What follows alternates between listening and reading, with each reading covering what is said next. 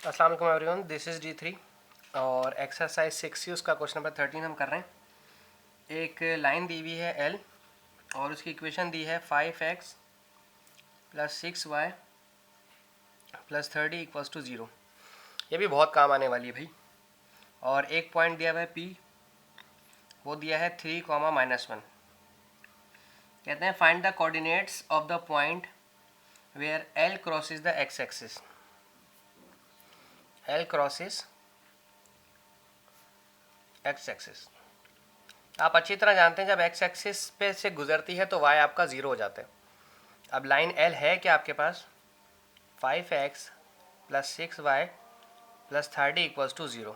अब आपने यहाँ y 0 रखना है। 5x + 6 y की जगह 0 रखें + 30 = 0।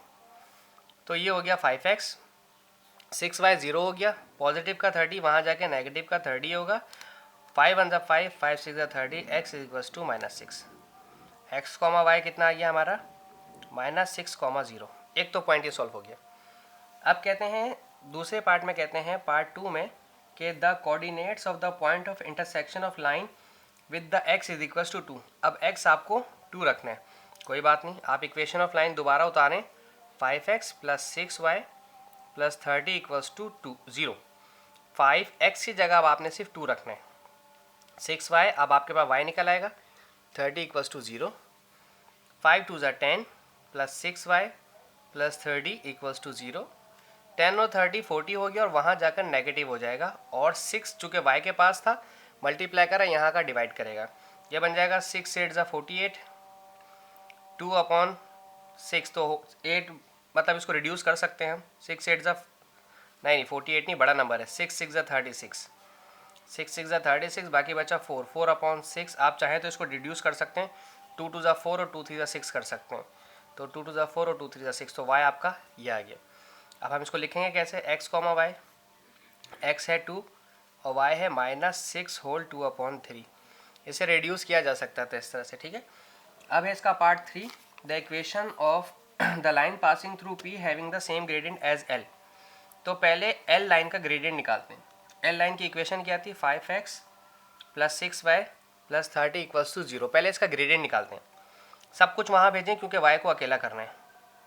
5x पॉजिटिव है, वहाँ जाके नेगेटिव हो जाएगा।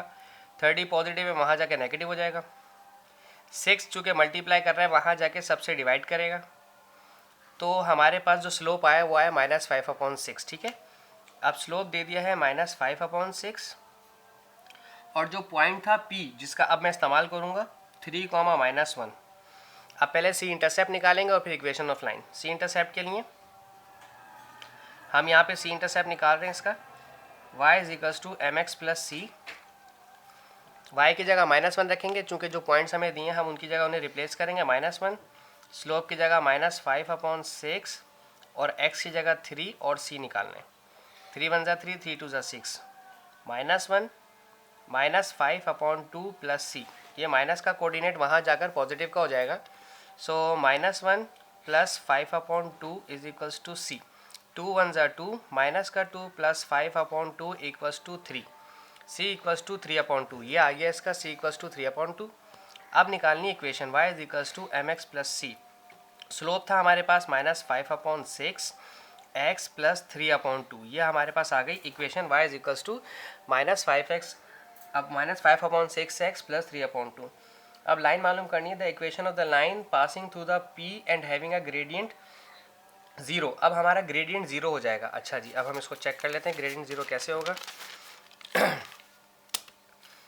हमारे पास था पॉइंट है, हमारे पास वही 3, -1 P के, ठीक है। और ग्रेडियंट यानी कि स्लोप लेना है 0।